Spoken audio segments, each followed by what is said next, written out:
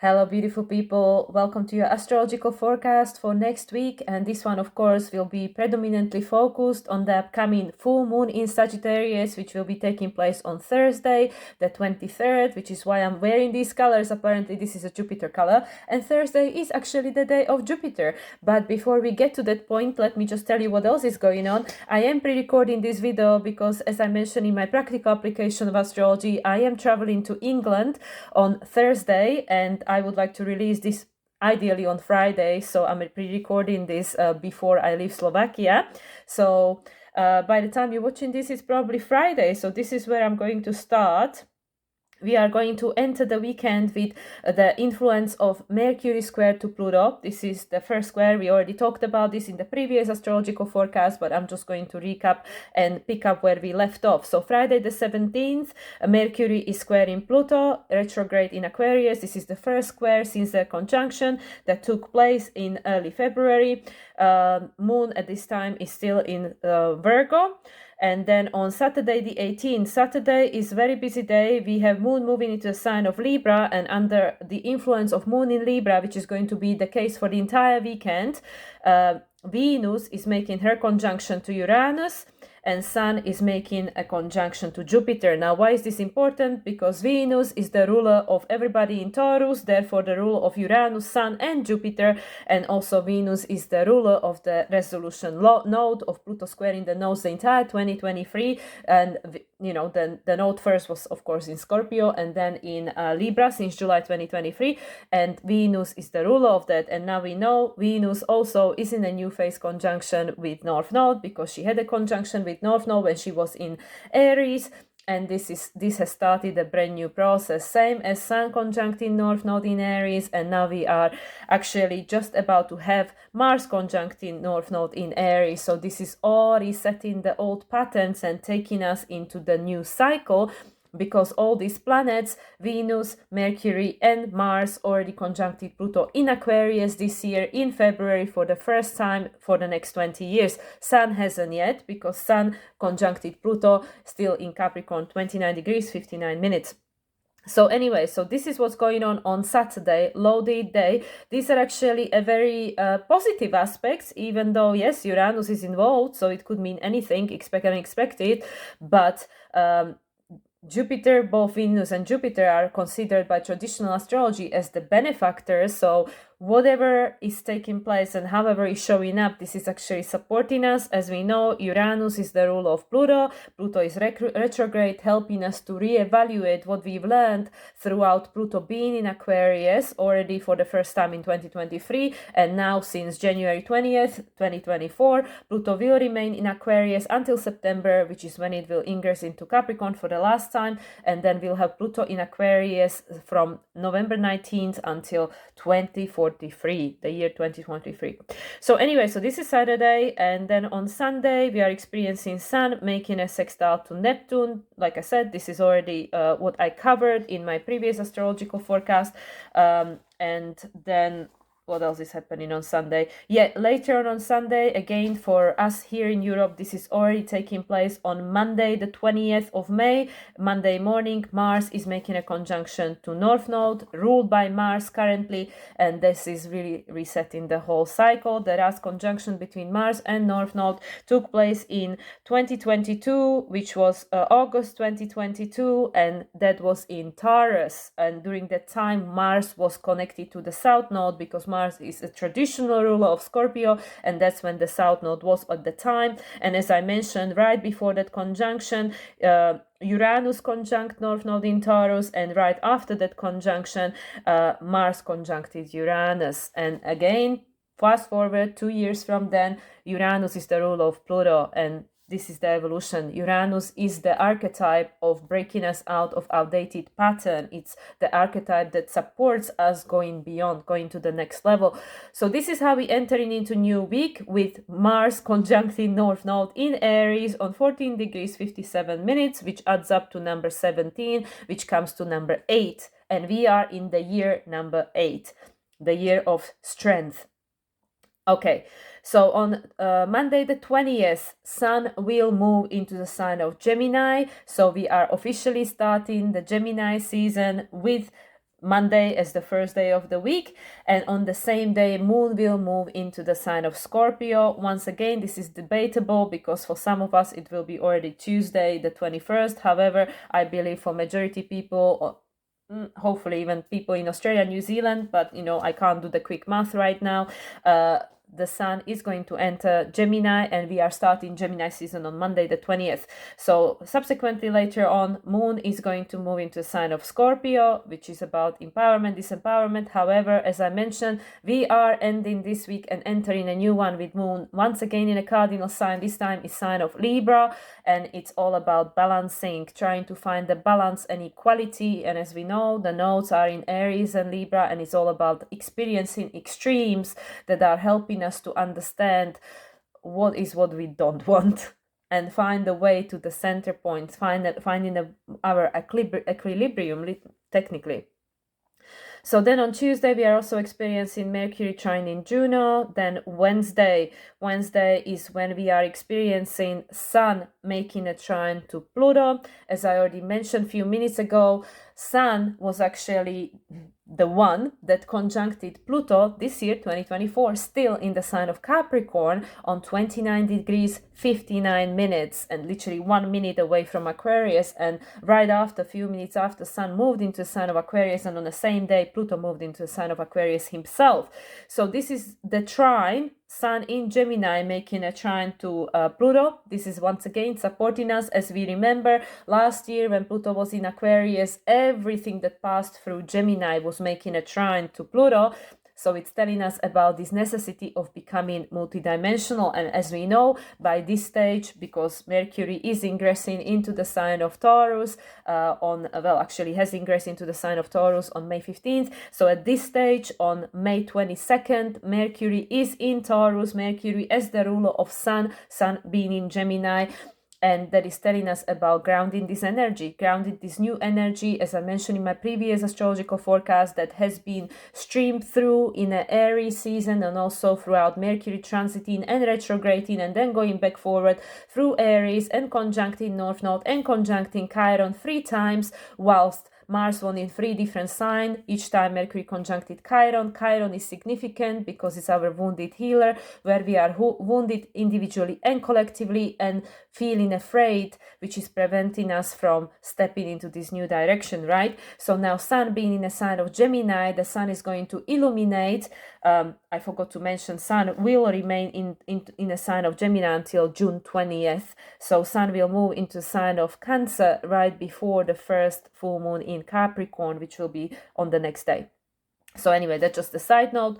So Sun in Gemini, throughout the transit of Gemini season, Sun will be illuminating to us all these multiple options of what direction can we take. If we decide to trust and be brave enough to step into new direction, to make a new choice, we have all these different choices we can make, all these different options. And then of course is going to become even more highlighted once Jupiter moves into the sign of Gemini 3 days later.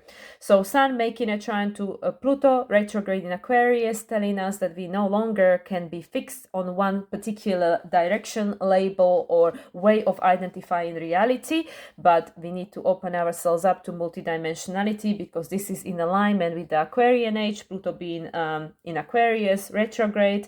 And this is, as I mentioned, all post this Venus conjunct what it is that we just had. Let me just check my things again. Okay, this is all post the energy of Venus conjuncting Uranus and Sun conjuncting Jupiter, all ruled by Venus. And now subsequently the next big transit that is happening for Sun is the trine to Pluto. So carried on Thursday the 23rd, we are experiencing the full moon in Sagittarius. However, before that take place, we are having Venus making a conjunction to Jupiter in the sign of Taurus on 29 degrees 23 minutes.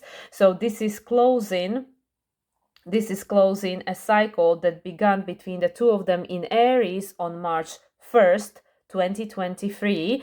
So Aries 12 degrees 9 minutes. And right after that, Venus will make a sextile to Neptune. This is the first sextile since their conjunction, which took place on April 3rd this year, which was right before the new moon solar eclipse in Aries, but right after just over a week after the full moon lunar eclipse in Libra that we experienced this past spring. And this is the first sextile, therefore the Taurian flavor, right? 29 degrees 30 minutes. So again, 29 is the anaretic degrees, very karmic degrees. It represents the totality of that sign. We understand the totality of that sign, and we are ready to integrate this knowledge, let go of that which no longer resonates, and move on to the next one, because right after that, on the same day, but that will be after the full moon in Sagittarius.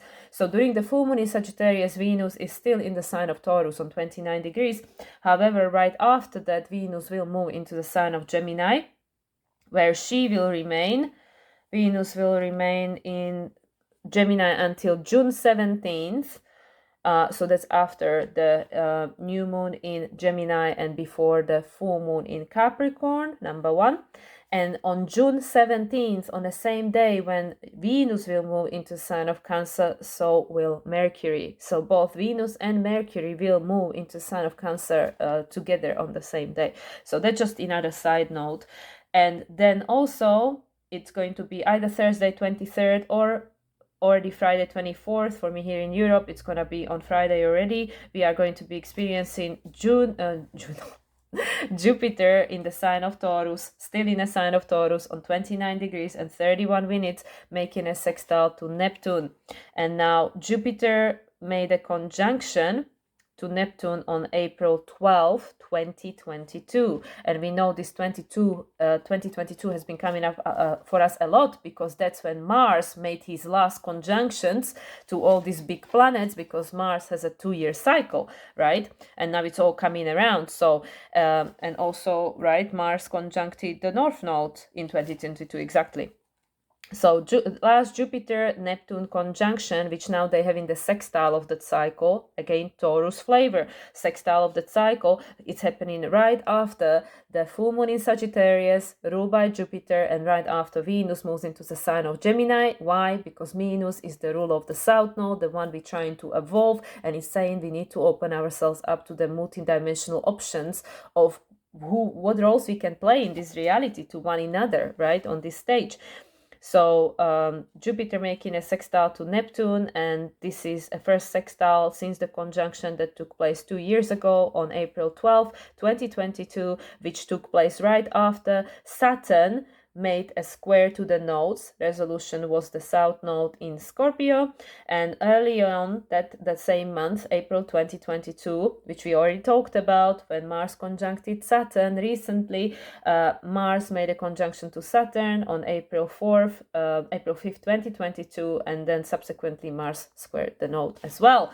And this is important. Why? Because we are living in Aquarian age.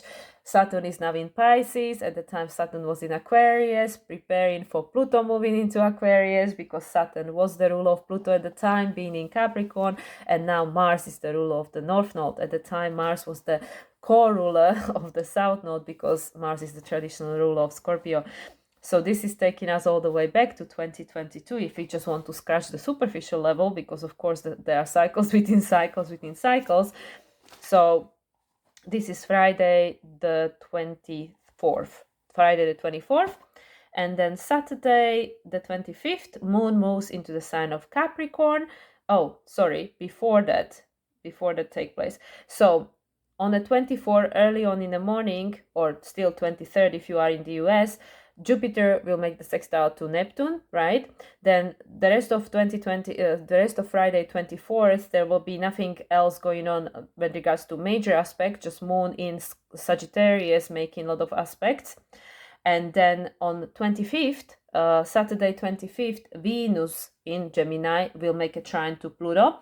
This is again first trine since they had a conjunction in February 17th, which was the first conjunction between Venus and Pluto in the sign of Aquarius for the upcoming 20 years. So now Venus is in Gemini, Again, everything in Gemini is making a trine to Pluto in Aquarius. It's all about multidimensionality and opening ourselves up to all these possibilities of what experience we can have while in human form. And subsequently, Moon will move into the sign of Capricorn. So Moon is still in the sign of Gemini while Venus is making an exact trine to Pluto.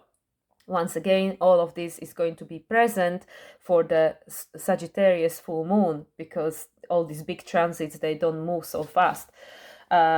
Because we have a 10-degree orb, you know, like with the trine, squares, conjunction, we give 10-degree orbs. So this is why they are valid for such a long time, sometimes weeks. With regards to the outer planets, it's even years, because they, you know, like Neptune, Uranus, Neptune, Pluto, it's like doesn't move so fast, and then it goes retrograde for 5 months, right? Anyway, another side note. And then on Saturday 25th, or for some of us already early morning of Sunday 26th, Jupiter moves into the sign of Gemini, and this is where Jupiter will remain until actually June 2025, not May, but June 2025, and Jupiter will move into the sign of Cancer right before a full moon in Sagittarius of 2025, which will be on June 11th. So Jupiter will be in the sign of Gemini as of this weekend until June 11th, 2025, and it will move into the sign of Cancer shortly before full moon in Sagittarius 2025. Okie dokie. And then also on Sunday, Mars will square Vesta. And that's it for this weekend. Again, Moon is doing what she always does, making a lot of aspects. The most important one to mention is Moon in Capricorn is going to square the nodes. And this is taking place on Sunday the 26th. Moon in Capricorn is squaring the nodes. So Capricorn, so the resolution node will be the one in Libra, of course. Yes, resolution node, the one in Libra.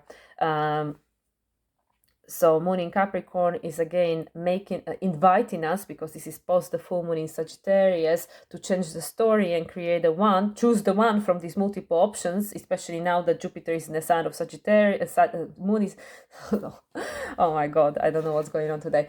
Jupiter is in the sign of Gemini, so it's telling us that you can choose whichever story you want, and why not choose the one where you are a conscious creator of your reality. So this is what's happening with the Moon being in the sign of Capricorn, because Capricorn is all about stepping into your authority, into your power, and being able and willing to set the boundaries where necessary to protect that which matters to you, which is your inner world, the Cancer, self-nurture.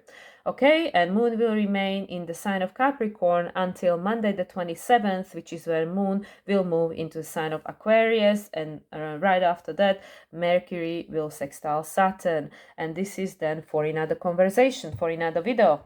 So with regards to the lunation itself, so everything that I just named is of course present for the full moon in Sagittarius, which for me here in Europe at the time in the UK will actually take place at 2 p.m., 2:53 p.m., so almost 3 p.m. in the afternoon. And the full moon in Sagittarius is happening on 2 degrees and 55 minutes, which adds up to number 12, which adds up to number 3, and 3 is the number of Jupiter. It's all about expansion. What are we expanding? We are expanding on the story that we seed it in December 12 or 13, depends where you were in the world. For me, I was already in Mexico, so it was December 12th. For Europe, it was taking place on December 13th, 2023. So we had the new moon in Sagittarius, which this is the illumination of. This is the midpoint, 180 degrees. Moon and sun are in opposition, 180 degrees apart. And as I mentioned, at this stage, Jupiter is still on 29 degrees of Taurus. So what did we learn throughout Jupiter transiting through Taurus? And Jupiter started its transit through Taurus in May 2023, during which time the North Node was still in Taurus, right? So what did we learn? Well, the North Node was in Taurus about our needs, values, relationship to ourselves. Now Jupiter gone over it again as a storyteller, saying, what do you believe about your needs, values, and your relationship to yourself? And as I mentioned, Jupiter and Venus as the ruler of Taurus, and as the ruler of Jupiter, and as the ruler of Sun, you know, at the moment with me, I'm recording this, of course, at this time, Sun is already the sign of Gemini, and as the ruler of Uranus, and Uranus as the ruler of Pluto, Venus and Jupiter are having conjunction right before the full moon in Sagittarius. Therefore, Venus during the full moon in Sagittarius is already in a new phase to Jupiter, because Venus is moving into the sign of Sagittarius, into the sign of Gemini right after this full moon, whereas Jupiter is moving into the sign of Gemini 2 days later. So this is a new phase with regards to the storytelling. Why? Because it's a 29 degrees. 29 degrees is a degree of culmination. What did we learn? What did we learn about Taurus that now needs to expand, it needs to change, it needs to be looked at through all these different lenses and points of view because of the Gemini quality. So at the same time, like I mentioned, this is the midpoint. This cycle that got seeded in December 2023 will end in December 1st of 2024, when we have the next new moon in Sagittarius. And of course, by that point, Pluto will have already been in Capricorn and stopped retrograde and then moved back into Aquarius, because by this stage, December 2024, Pluto is back in Aquarius, post all his retrogrades in Capricorn and never going back into Capricorn during our lifetime again. So there's gonna be a new story, because the story that got seeded in 2023 was under influence of Pluto still in the sign of Capricorn. And now during the next new moon in Sagittarius, Pluto is done with Capricorn. It's the totality of Capricorn. Like by this stage, Pluto had finished with Capricorn. It's been dismantled, right? So we are seeding in December 2024, we will be seeding a different story, because also at this time Mars will be just about to turn retrograde, I believe, in the sign of Leo, in opposition with Pluto in the sign of Aquarius. So there is a balancing act that will have to take place, because throughout this year of 2024, the year of strength, we know that there will be a lot of situations that will be testing us and, in a sense, helping us to reclaim our authority, step into our power, or reclaim our power, because of course it's always been there. We just weren't aware of it, by trusting ourselves, seeing the reality through different perspective, and making a conscious decision to make a new choice under all circumstances and create a different story. And this is what this full moon in Sagittarius is going to illuminate to us. It's saying, okay, the story is shifting, the story is changing, because this story, this cycle has begun in December 2023, whilst Pluto was still in the sign of Capricorn. And we know that during the next new moon in Sagittarius, Pluto will not be in Capricorn anymore, even though now Pluto is still in Aquarius during this full moon in Sagittarius, but it's already retrograde. It's already preparing for its last move back into Capricorn, right? Which will take place in September, as I already mentioned. So this full moon is illuminating to us what we have learned, especially with regards to Taurian topic, Taurian archetype, which is about trusting ourselves and being able to be grounded enough to put the roots down and make the tree grow strong and withheld any weather conditions in this case.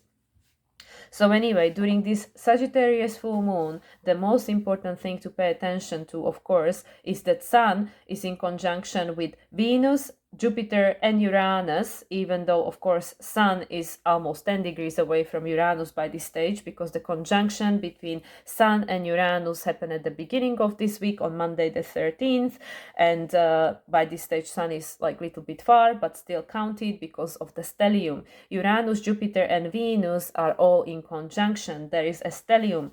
The exact conjunction between Jupiter and Sun happened exact conjunction between Jupiter and Sun is happening on the 18th of May, so just a few days. Sun and Uranus, as I mentioned, happened on the 13th. Jupiter and Sun happens on the 18th, and Venus and Sun hasn't happened yet. That's going to happen on June 4th, which is right before the new moon in Gemini. It's already happening in Gemini, which is right before new moon in Gemini, which is happening on 6/6.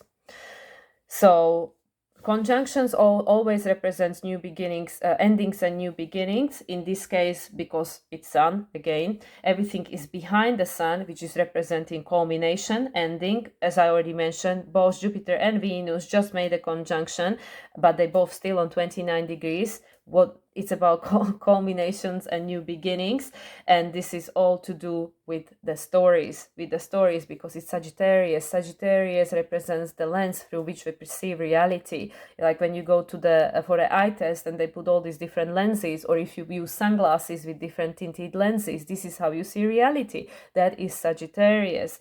And with all this 29 degrees quality, it's about having the totality of understanding of that which came before, because of course at this stage Neptune is also on 29 degrees. There is of course a sextile between Venus and Neptune and Jupiter and Neptune, and this is, as I already mentioned, the first sextile, which is about the Taurian quality. So this is supporting us again in trusting ourselves.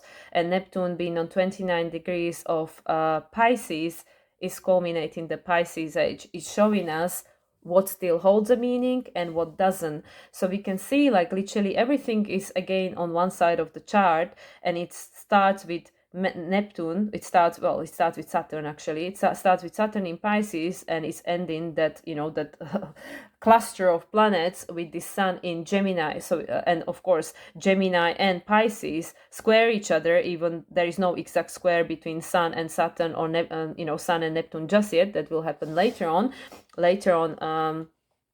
throughout Sun's transit through Gemini in June, but it's already, there is the quality of that. There is a square, and the square, because of Sun, it's telling us about the closing square, which is about release, which is about something that has to shift in order for these cycles to end, new ones to begin.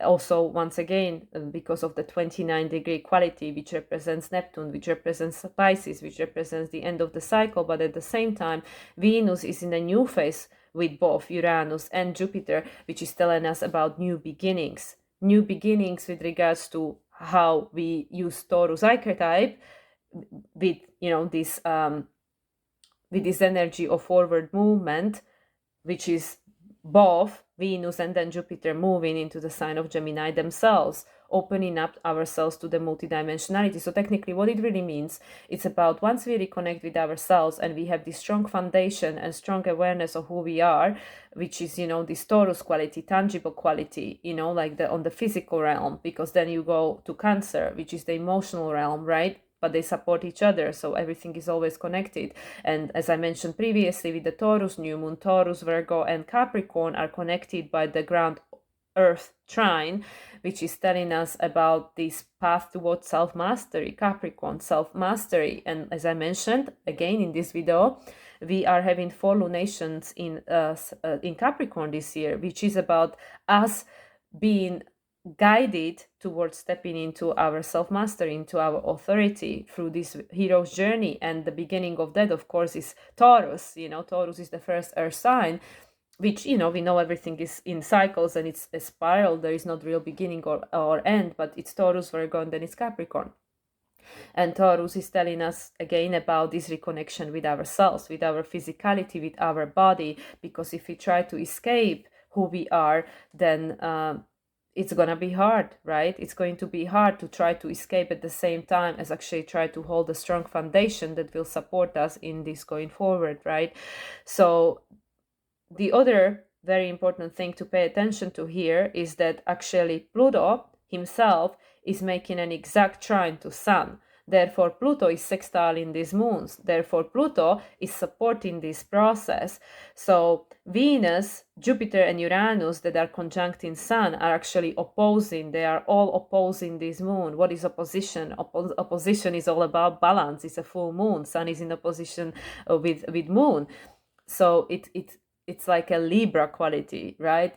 Something needs to shift, something needs to be balanced, because we understand now we are midway through. We can look back all the way to Aries, all the way to point of conception, which was December 2023, how far we've gone and what everything has changed, and what have we learned? What have we learned since December 2023? We entered into this year with moon in a sign of Virgo. So this entire year is about learning and adjusting. And it's all about adjusting ourselves to these new energies that are streaming through, because we know we're not going back, we're only going forward. As I already mentioned in this video alone, Pluto is not going back to Capricorn after November 2024. That's it. So this is the last of it we are experiencing this year. So this is a year of massive shifts, because we have the totality of understanding of that which came before, which is familiar, not necessarily, makes supportive or works for us anymore, but it's familiar, right? It's a Taurus, it's comfortable, right? Even though it might not be comfortable really, but we got used to it. It's like the boiling frog, right? If you start turning the temperature slowly, the frog gets used to it before it gets cooked, right? So this is what's going on here. So we are used to this, what's been going on, even though it's not longer working. It might be cooking us alive, we don't know, right? But we got adjusted to it. So now all these energies are actually pushing us and making us aware that is this actually what we keep, what we want to keep continue doing in order, which will lead to certain outcome that, is no longer desired by the source. Because Neptune is on 29 degrees of Pisces, and it's sextiling both Jupiter and Venus. This Jupiter and Venus conjunction is being supported by Neptune in Pisces. Again, Venus is the ruler of the South Node, the one in Libra, and this is a full moon, which has a Libra quality. Where is the balance? Where is the justice? And what we are experiencing right now is a lot of injustice, a lot of imbalance, a lot of crisis. Because once again, just like what I started with, how are we going to discover what do we want if we don't have the polarity, the opposite experience that is showing us that, okay, well, I don't want this, I don't want this. So with Neptune sextiling both Jupiter and Venus, and at this point of the full moon, Venus is in the new phase conjunction with Jupiter, because they conjunct in a few hours before the full moon becomes exact. This is all telling us how there are certain things that we need to release, because it's 29 degrees of Taurus. We weren't born in this incarnation to just survive. We were born to actually realize who we really are and how much power we inherently have because of who we really are, which is the soul incarnate, which is our direct connection to the spirit. Because as I was talking about before, if the spirit wasn't present, you wouldn't be alive, because it's the spirit that animates the body.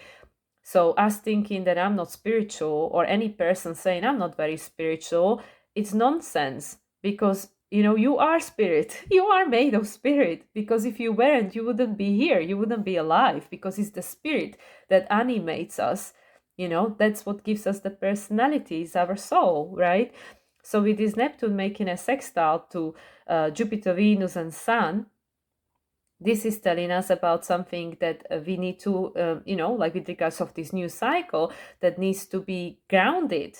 With regards to Neptune and Sun, because of Sun, this is the final sextile, which is about Aquarius. What are we breaking free out of? Saturn, the structure of the reality, is coming closer and closer to Neptune. They still not quite in conjunction, but getting very close. And this is about the culmination of the old structure of reality that we've been experiencing for at least past 2000 years, Pisces age, but actually it's everything, because Pisces is not just the Pisces age. Pisces is everything that came before. It's the totality, right? So Pluto, as I already mentioned, is supporting this, because Pluto is trining the Sun, and yes, the exact Pluto and Sun trine is taking place this week. Let me just check quickly which day it was, because Wednesday the 22nd. So it's only one day before. So this is Pluto is supporting this entire process, and because Pluto is trining Sun in Gemini and still trining Jupiter, it's already trining Jupiter and Venus, even though the exact trine between Venus and Pluto will happen later on that week. Saturday for Venus, and Jupiter will trine Pluto on June 2nd. But it's already active. It's already active for this lunation, and that is again Gemini. Well, Pluto is already trining Jupiter and Venus whilst on 29 degrees of Taurus, which is still telling us, okay, now you understand Taurus archetype, hopefully, because Jupiter is the storyteller, and it was helping you to understand the story, right? And especially since Jupiter conjuncted Uranus, that indicated the story is ending now. We have to break free out of it because Pluto is now retrograde, and Pluto is in Aquarius, and it's saying, okay, well, we need to reevaluate something about this story, because this story is not taking us any further. Because Taurus, and as I mentioned previously, I'm Taurus. Taurus can be very fixated, very rigid, very attached to its comfort zone, to the pleasure, to sensual experiences, right? Like, oh, but this feels good, it looks good, it smells good, it feels good, with the touch stuff. So it's like, oh, it must be good then, right? Not so fast, because we know, oh yeah, cake can taste good, but is it really good for me? Well, not really. Again, depends on what cake. But anyway, just for the simplicity of the example, not everything that looks, smells, and tastes good is actually good for us. So this is Taurus. You need to learn. You need to learn about yourself. You need to learn about what's good and right for you, which is just a side note again. My personal share in this video. I personally am vegetarian, sometimes vegan, but I kind of go like a pendulum from vegetarian to vegan to pescatarian, back to vegetarian. So I don't really stick under one label. It's not just like fixed in a stone, but at the same time, I don't go judging people for eating whatever the hell they want. Why? Because who am I to know what's the right thing for someone? Like, I have a friend who can only eat meat and few other things, and she cannot eat nothing else. And if she doesn't eat meat, then she's gonna die, because she's not gonna be able to eat anything. So again, who am I to say what is right for someone else? Taurus, food, right? What we put in our body that keeps us going. So I don't think there is one thing that fits all. Of course, there are things that we can agree on, like, oh yeah, Coca-Cola is not necessarily good for you, but again, questionable, because what if you have certain condition where you need the quick sugar boost or something, and this might save your life or something? I mean, I don't know. I'm not a doctor, obviously, but nothing is just black and white. And this is why this trine from Pluto to the sun in Gemini is saying we need to open ourselves up to this multidimensionality, to questioning things, even though Mercury is in Taurus, which is again saying as well, not so fast, like you need to learn about yourself, because that which others are telling you is the right thing for you doesn't have to be right thing for you. But at the same time, stay open-minded, and also give the same courtesy to others. So this is what we're trying to balance. That story that we were being told by the other is not necessarily the story that is right for you, but it doesn't make it wrong for the other person, right? So this is the Gemini, this is the multidimensionality, this is the asking questions, and not just getting attached to one label and saying one fits all, because that's then Sagittarius, the storyteller. And we know that people with strong Sagittarius or Jupiter can be very fixated on their truth and their truth only. And I have one in this house with me, my dad. He's Sagittarius rising with Jupiter in Sagittarius, and he's very fixated on his truth, which he believes is the only truth there is. And is that the truth? Well, not really. It's a subjective perspective of reality, because there are only few things that are called universal truth. Everything else is very subjective. It's just a perception, right? So this is what this full moon also is telling us, because Pluto is sextiling the moon, is trining the sun, but it's sextiling the moon, and this is a supportive aspect. And with regards to moon and Pluto, this is a closing sextile, which is an Aquarian flavor, which is again telling us similar thing than Jupiter on 29 degrees is telling us in the closing phase to Sun now in Gemini. It's saying that we need to break free from this outdated pattern, Uranus in Taurus, of being fixated on this thing that everybody should have the same needs and values, and everybody should be treated, with regards to those, not even those, but like with regards to the labels, right? That, yeah, my sense of self-worth comes from the others. Venus is the rule of the South Node in Libra. It comes from the others, comes from the external environment, and that then determines everything, right? Now, so, this is where everything is being challenged. As I said, Venus is trined by Pluto, but Venus is on 29 degrees of Taurus. 29 degrees of Taurus is a Capricorn decan. It's a Capricorn decan. So it's saying you have to be the authority of your life to determine what has a value for you, and at the same time be courteous enough to allow those other people who are also their own Capricorn, their own authority, to to have their values and their, you know, perceptions of realities and their stories. But this is what we're trying to balance on the global stage, because at the moment this is the main reason for the conflict, where we are either feeling that if my needs are met, your needs can't be met, because there is a lack mentality, lack consciousness, which is again just a story that we were being told and then believed, and then we find the proof for it, right? But at the same time, it's about this, like, who is better than someone else, or who is more valuable than someone else, or any of these things, right? Sorry, I just lost my train of thoughts because I can hear the noise on the hallway. Okay, and the last thing that I'm going to really focus on would be this Chiron, Mars and North Node conjunction. Obviously, Mars being in opposition with the South Node, conjuncting the North Node, and Chiron still being in opposition with the South Node. And Mars, as we know, we are entering this week with the Mars North Node conjunction. So this is happening while Moon is still in the sign of Libra, as I mentioned. And this is to help us to find the balance, to achieve the balance. So Mars at this stage, at the point of this full moon in Sagittarius, is in a new phase conjunction with North Node.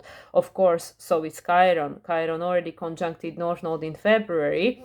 And also Mercury conjuncted both North Node and Chiron, you know, during Aries season, and, you know, even before and even after, because Mercury had the last conjunction with Chiron right before the new moon in Taurus. Mercury doesn't play any significant role here right now, apart from the fact that it's the rule of the sun.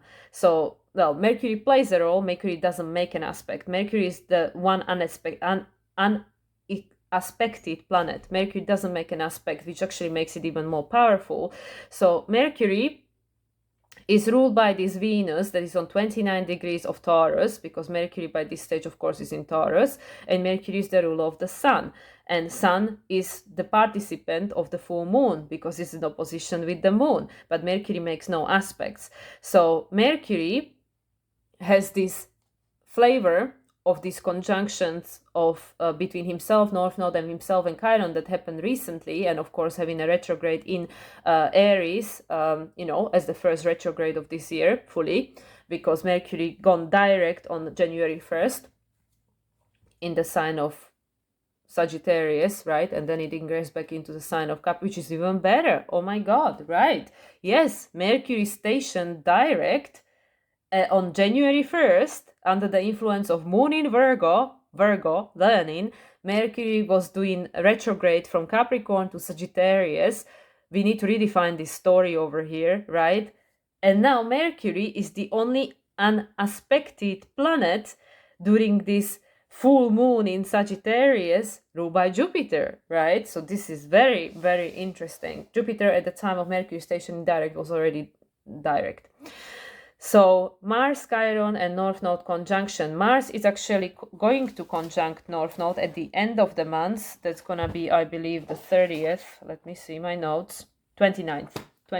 May 29th. Mars is conjuncting Chiron exact May 29th, which of course is after, you know, Jupiter moves into the sign of Gemini. But Mars is already in a new phase conjunction with the North Node at the time of this full moon. So Mars is still closing his cycle with Chiron, but Mars has already closed the cycle with North Node, which started in 2022. And this is telling us about this reset point. With regards to Chiron, the cycle hasn't ended yet because of all these stories and all these 29 degrees. Jupiter is the ruler of this full moon and is on 29 degrees. How much did we learn about ourselves? Well, Venus is saying, well, it's time to close this cycle, because we need to evolve this South Node in Libra, and it's a full moon, Libra quality, because we need to establish more balance in the world, more justice, and we're not going to find it by continuing to externalize our power and look up to someone else, because 29 degrees of Taurus, Capricornian decan, you know, ruled by Saturn in Pisces, because this is the story of the past.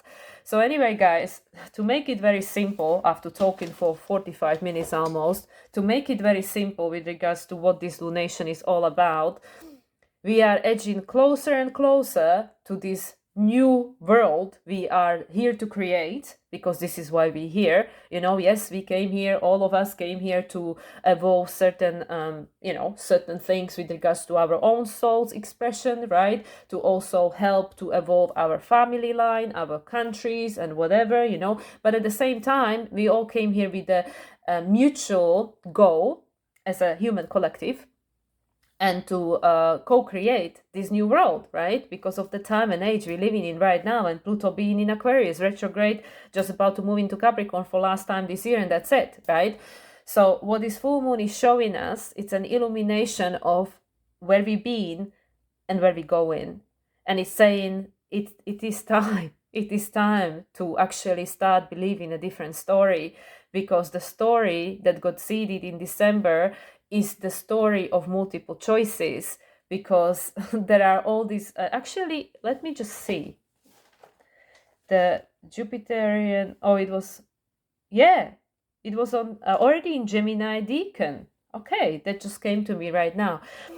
Yes, so because it was on 20 degrees 40 minutes, and we have Sagittarius, Pisces, Gemini. Yes, so it was the third decan.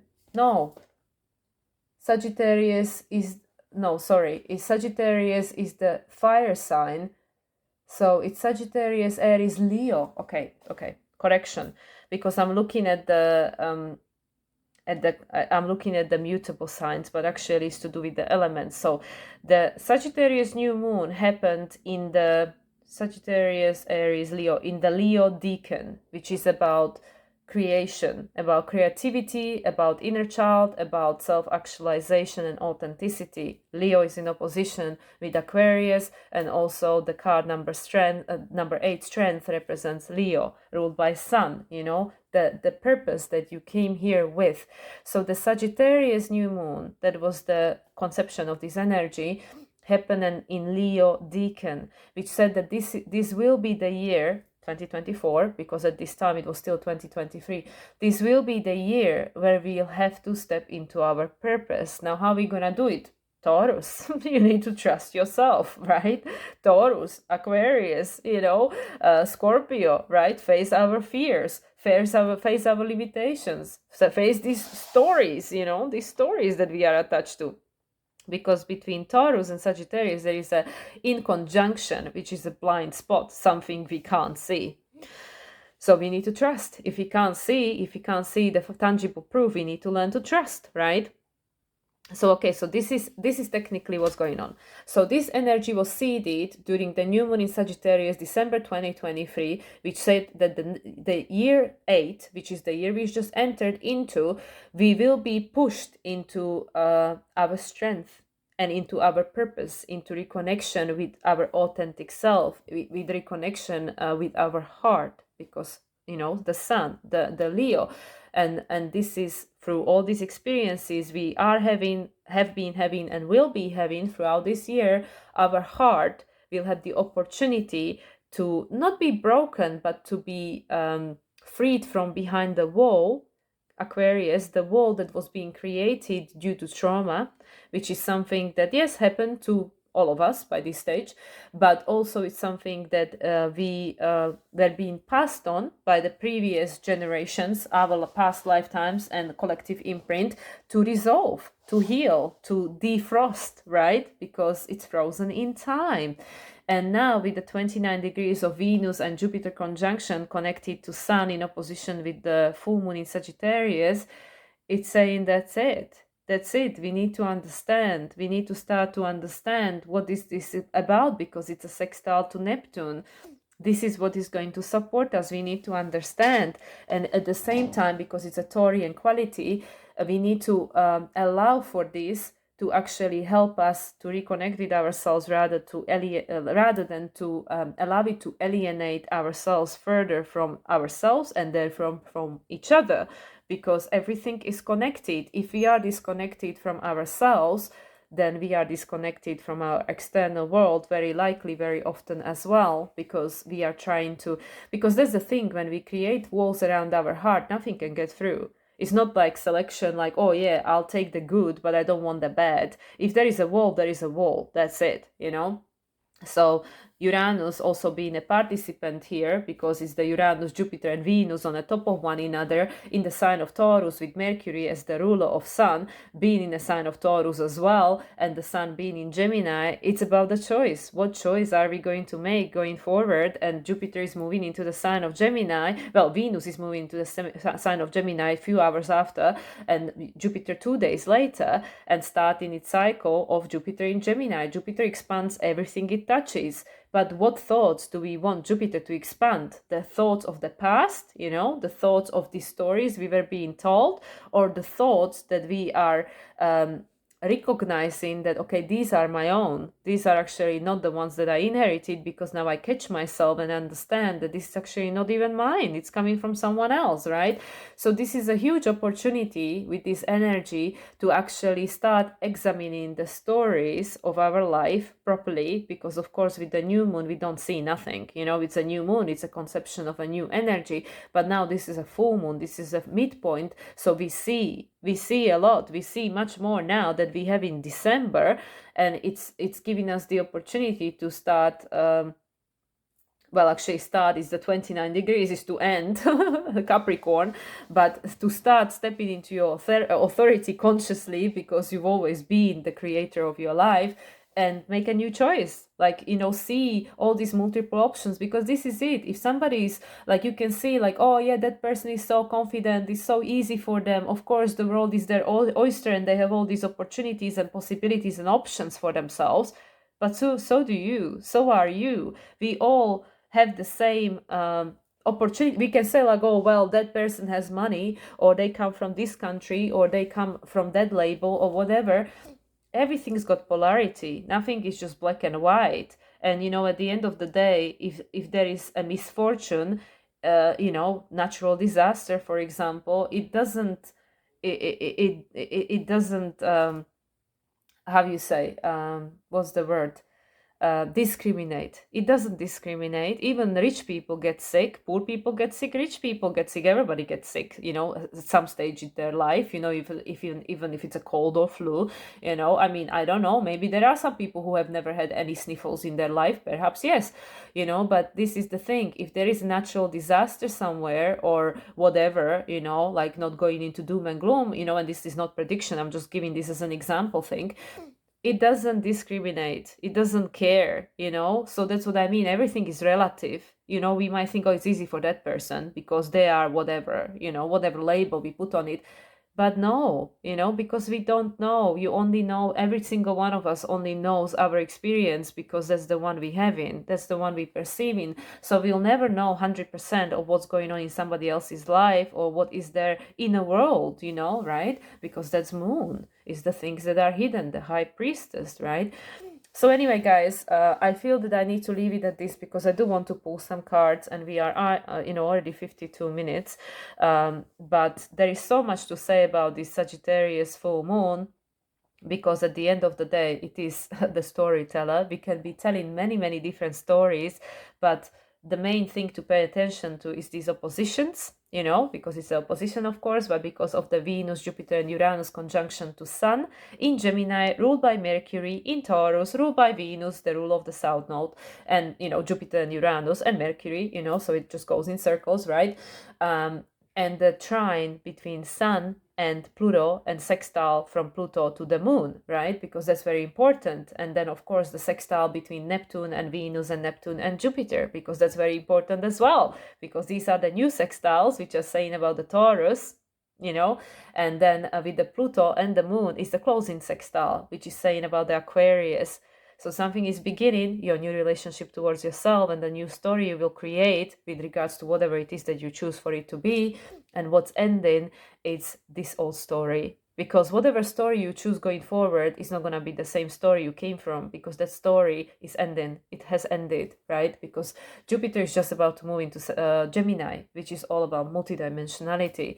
And it's in alignment with evolution, because Jupiter, the first major aspect Jupiter will make will be the trine to Pluto, right, on June 2nd.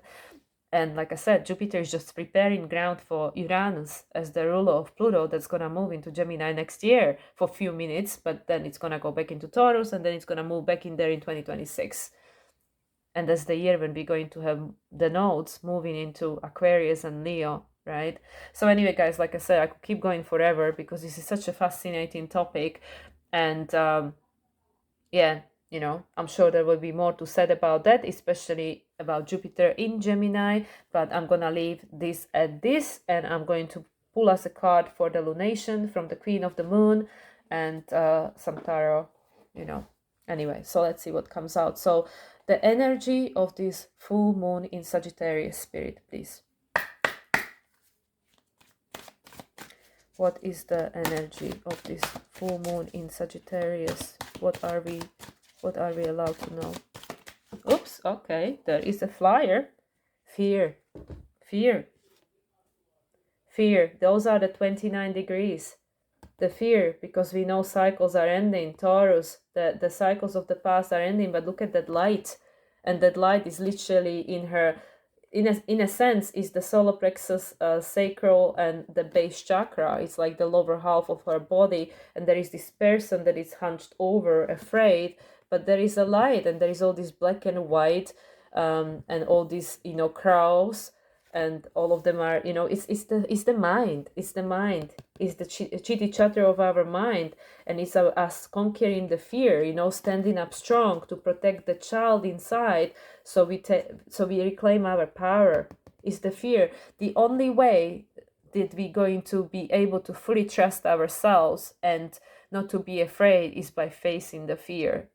Not It's not even correct way to say it, because fear will exist, you know, it is one of the spectrum of the emotion of human experience, but it's not allow it to stop us. It doesn't mean that I'm not afraid, you know, but I don't let it to stop me, you know. I'm here to protect that child within me, and there is always a light, you know. The power, you can literally see, I think the placement is like so it's like base chakra, base sacral, obviously the solar plexus is a little bit above, strong roots, strong foundation, and then you can face anything. And again, you know, black actually, just like white, contains all the colors, right? And black is the color of protection. And it is, what number is it? 11. It is a number 11, master number frequency, you know. So don't allow your monkey mind, the stories of the past, right? The stories that are, you know, like these crows, you know, like just let them to fly. Okay. Fear, the time for courage is here. Fear is only useful if it teaches you something. You must examine whether your fears are old or new. Yeah, Jupiter 29 degrees and the full moon. Useful or unhelpful, fear blocks flow. And the affirmation is, I am courageous. If there is one thing that stops people from fulfilling their dreams or even getting things done that they want done, it is fear. Experiencing fear is built in, a chemical part of the way our brain works to protect us. Emotions such as fear cause the production of a whole raft of body chemicals that gives us the best chance of coping with situations that need our attention to survive. There is a healthy kind of fear, the kind that warns us to keep out of dangerous situations or stay clear of someone who instinctively makes us wary. However, it would be a rare person who does not have at least one fear that does not serve them, a fear that is unrealistic or untrue, or perhaps based on the outmoded experience, or something that is buried so deeply we only see the symptoms rather than the fear itself. Most fears have been formed with a positive intent of protection. We need to separate that intention out and deal with it in a more resourceful and less destructive way if we are to create ease and flow in our lives. Fear has many names. Covert ones are envy, jealousy, codependence, procrastination, bullying, people-pleasing, and disconnection. Sounds a lot like South Node in Libra. More overt ones are avoidance, fear of failure, or fear of success. There is a kind of antidote to fear, and it is courage. Fear will put up courage. Leo and Aries, you know, all these, and even Sagittarius, all these fire elements. Fear will put up an initial resistance to courage, but it has no real long-term power over it. While we can be fearful and courageous at the same time, and I think courage courage contains a mighty big dose of fear, we can choose to face that fear and flow through it until we feel less and then eventually become fearless. The process isn't always graceful. It isn't always impressive because it might be slow and deliberate steps we take. Like Mercury in Taurus, it's fairly slow, even though it's not going to be there for long. Making these steps isn't always easy. An understatement, it isn't always apparent to others, so it should be about us measuring how far we have come and not worrying about what anyone else thinks. Comparison is useless. Taurus, don't compare yourself to others, know yourself. Courage is powerful no matter what form it takes, and the companion stone is aquamarine. Throat chakra, speak your truth. Speak your truth. Yeah, so I feel this is really a part of it because of Jupiter, because of the stories. Some people, and it's again about the perspective, it's about the perception.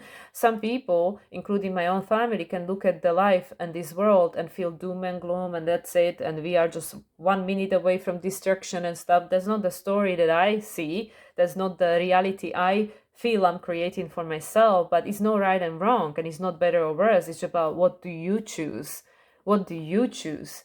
Because now with the 29 degrees of Venus-Jupiter conjunction, and subsequently Venus moving to Gemini, and is having a conjunction with Sun just before the new moon in Gemini, during which time Mercury is already in Gemini, and also Jupiter moving into Gemini on the 25th, we had the opportunity to choose. Do you want to keep living the same story or not? And to create a new story, we need to trust ourselves and do it anyway. Everybody has, like, just like she said, we all have certain fears, but do I allow it to stop me or not? So also interesting thing is that she actually has these crows on the cord, so she's in charge. She they're like tied up. She holds them, so she's in charge. She's in charge of those thoughts, and actually at the bottom of the deck is blossoming, which is the card that came up for the new moon in Taurus, the 33, heart consciousness, healing. Allow yourself to blossom into your true nature, what you came here to be. Okay, I'm going to pull one card from the Activation of Light, Gateway of Activation of Light Activation Oracle from Kyle Gray again, because I think that, with the portal being at the front, I think this is a very good deck also for the lunations, because each of the lunation is a portal. And let's see what this portal is presenting us with. Okay, so activation card for the Sagittarius full moon. Spirit. One card. Ooh.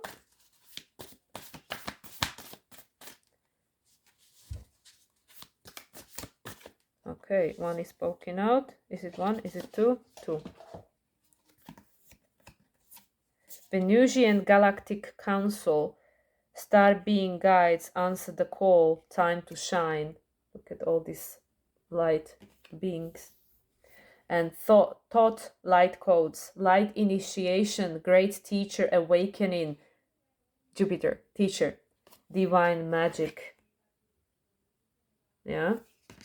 Okay, let's see what those two cards and what's at the bottom. Palladian activation. Oh my God, you can't make this up. Both cards that came up for the new moon in Taurus. Again, Palladian activations coming together, harmony in heavens, resolution. Yeah, because ultimately that's what we want. Balance, right? Balance, harmony, opposition, full moon. Okay, let's see about these two. Venusian Galactic Council and Thought Lights. Okay. Let me just pause. Okay, I didn't want to make you wait all this time while I'm looking. So Venusian Galactic Council, star being guides, answer the call, time to shine. Look at all the beautiful Venusian colors, the pink and the like a peach orange. The Venusians are advanced cosmic beings similar to angels who come from the planet Venus, the planet of love, right? They are our starry ancestors and are dedicated to helping us experience and embody divine love. There are millions of them, and many of us will have them working with us as guides. If you feel drawn to this information or strongly connected to the stars or star people, there's a good chance that that there are many extraterrestrial beings around you at this time, many of whom will be connected to the Venusian Galactic Council, governed by Lady Venus and Sanat Kamara. The Venusian Galactic Council is a divine board of directors who are responsible for recruiting lightworkers and leaders on Earth who have the potential to make a huge difference by following the call of their soul. When they come to us, it's an honor and an opportunity to be reminded of a connection that was active before we came into the incarnation. There's no set way of working with the Venusians, but they will contact us in dreams or meditations to share information that will support us on our journey. They often send spiritual downloads and thought forms or understandings. Dreams about flying or being in space are other ways in which they will come through to us. And connect on a bright starry night. Say, Venusian Galactic Council, thank you for helping me answer the call of my soul. Your message: this is a call to action. You are being asked to step up and create the changes you want to see in the world. You have a reason for being here, and you have the potential to inspire, support, and heal your corner of the world. Don't let this information scare you or overwhelm you, for you are being prepared energetically to step into this role. The ideas you have been having recently are divine downloads, but you aren't being called to make dramatic changes to your life, simply to move forward step by step. The Venusian Galactic Council will reveal more information to support you. Be aware of downloads of informations and spiritual sign, for they are confirmation that you are on the right path. And this is reminding me of the Neptune sextile to Jupiter and Venus, because Neptune is in Pisces, and we know, Neptune is in Pisces. We know Mars was in Pisces during the solar eclipse in Aries, which I said was the co-creation with the spirit. We have to allow the spirit to be present in co-creating the new Earth, right? And also Mercury, now being in Taurus, is in the closing phase to Uranus, even though it's not an exact degree conjunction yet, but it's coming into a conjunction with Uranus, which will take place before the new moon in Gemini.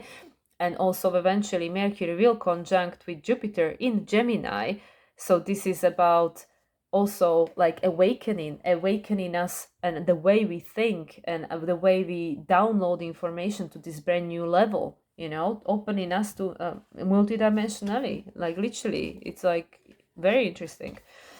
And then the Thoth light codes, this one, the Egyptian god, light, initiation, great teacher, awakening, divine magic. Thoth, also known as Tehuti, is an ancient Egyptian ibis-headed god of writing, divine magic, and the moon. Acknowledged as the sacred scribe who created writing, he is considered to be the great mind behind the hieroglyphs and the maintainer of the Egyptian universe. It is said he was the priest king of Atlantis and was dedicated to leading the Atlantean people in a loving way that was firm but fair. However, no matter how hard he tried to direct them, many of them didn't obey the spiritual laws of the universe, which inevitably led to the end of their civilization.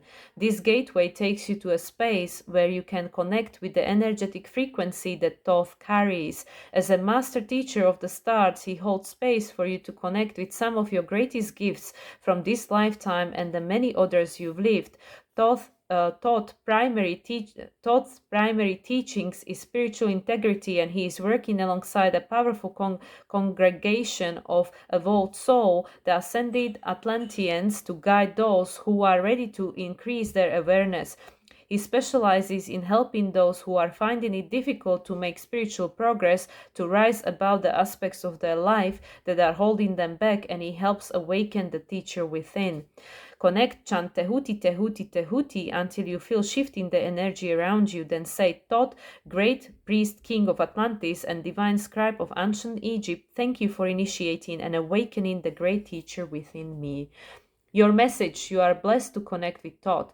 You are going through a powerful set of light initiations at this time, and these are preparing you to lead and teach from a powerful space of love.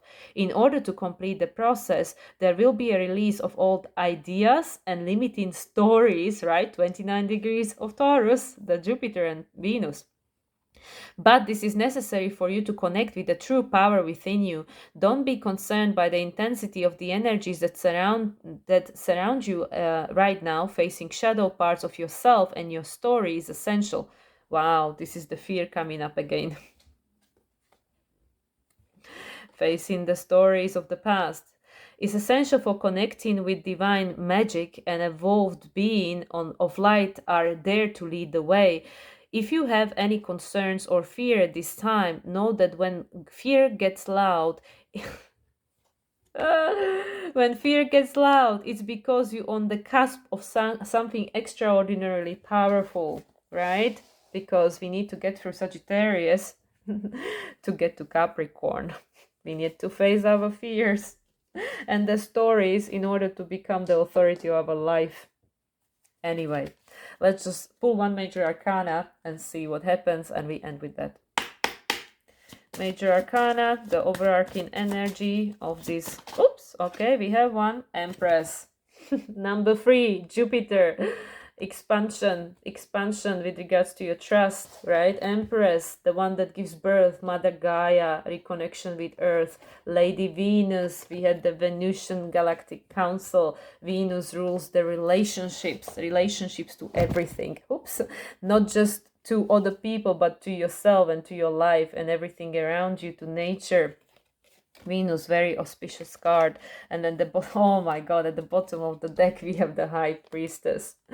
The moon herself, the secrets, things that are hidden. You need to trust yourself, connect with your intuition. Venus and the teachings of this great teacher, divine magic, like light activations. So we have very feminine energies coming in, which is all about the connection with your divine feminine, which is about again, it's not female or male, it's about the receptivity and intuition, and also internal process. Is yin energy is very internalized, right? Anyway, guys, these are good cards, but the High Priestess is not going to give you the straight answer, and the Venus is saying the answer is already within you. The High Priestess, you have the answer within you, and the Empress, you need to be your own Empress, right? Trust yourself. Taurus, again, Taurus. So this is how we're going to create the Sagittarius new story in Gemini. This is how you're going to feel that you have a choices, that you can choose whatever you want by trusting yourself that you can do that. So anyway, guys, I'm gonna leave it at that. I hope that this was helpful. Sorry for all these tongue slips. I don't know, is this energetical weather that's going on with all these magnetic storms and stuff is really impacting my head. So anyway, I hope that I still made sense. I wish everybody a wonderful weekend. Much love, everyone, and I'll speak to you from England. Bye for now.